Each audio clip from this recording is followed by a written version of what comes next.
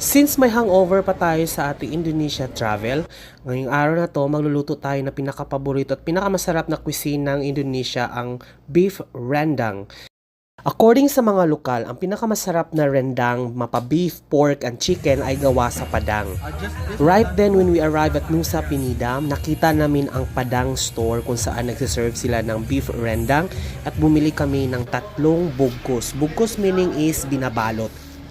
We brought it back sa aming hotel at doon namin nilapag sa sahig at pinaghalo-halo namin yung kanin at iba pang mga in-order namin. Nakakain na tayo ng sa papel. Hindi natin nagawa to sa ubod.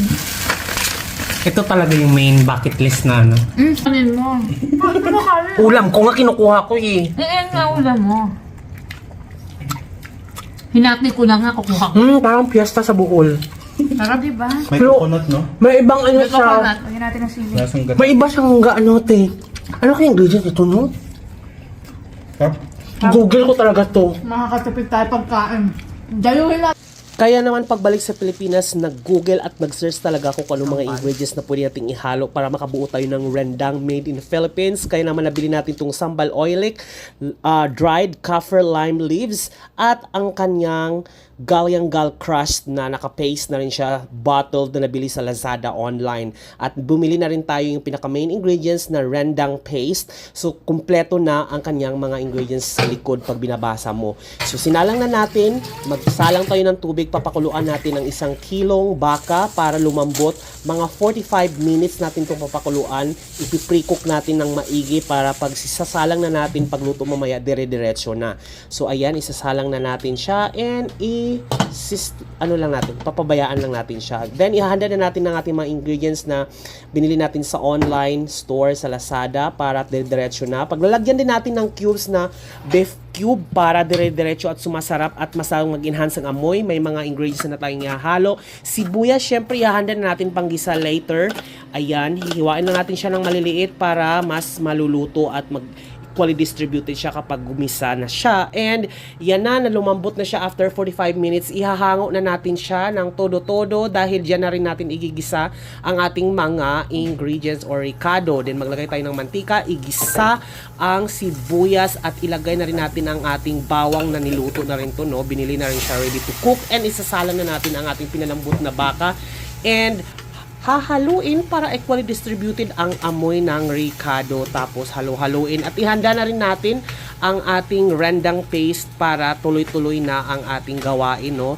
Then pagkalagay natin is ayan, ibuhos na natin mga half siguro, half sa kanyang buong sachet na yan para itansya-tansya na lang naman natin kung gaano kadami ang rendang. So, kumpleto po ang rendang paste line. May mga, basahin nyo na lang sa likod pag binili nyo yan. Kasi parang yan din yung mga ihahalo kapag manual mo siyang gagawin yung paste na yan. Pero yan, ready to cook na paste na yan. Ihahalo lang natin siya para mag-equally distributed sa karne. Then, lalagay na natin ang isang unang gata, walang water po yan, na coconut milk. So, ihalo-halo lang natin siya. Papakuluan natin siya hanggang ang coconut milk magiging oil siya para hindi madaling mapanis. So, gagawin natin siyang oil. So, papakuluan lang natin siya ng mga ilang minuto, 15 minutes, mga ganun, hanggat mag-oil ang coconut milk. Inilagay na rin natin ang pang-enhance, which is beef cube, para maglalong beef na beef talaga ang lasa. And ihanda na natin ang ating crushed galyanggal. Ihanda na natin ang sambal oilic, and of course yan, medyo maanghang yan guys, kaya dahan-dahan lang tayo dyan sa paglagay. And then meron tayong pomelo or lime dried leaves, pwede. So ilalagay na natin ng paminta. So ako, mas marami ako maglagay ng paminta dahil ewan ko, mas matapang talaga, mas masarap, ewan ko, ganun ako. Then ilagay na natin yung crushed na galyanggal paste. And then, ihalo-halo lang natin together with, dahan-dahan tayo sa sambal kasi medyo maanghang yan guys. Depende sa tolerance ng anghang nyo. Then, isalang na natin ang ating dried kaffir leaves or yung sa lemon lime leaves na pinatuyo. O pag fresh, pwede rin, mas matapang, pero dried leaves yung nilagay natin kasi yan yung na-order natin sa online. So there, ihahalo lang natin para mag-equally distributed ang kanilang amoy, and lagyan natin ang seasoning ng mga konti-konting asin kasi mas matamis ang guys, matamis ang rendang paste. So lagyan natin ng konting seasoning na pangpaalat para medyo mas balance siya kasi ang Pilipino mahilig talaga sa maalat yan kasi binabahog sa kanin. So lalagyan na natin, ayan, there. Luto na siya.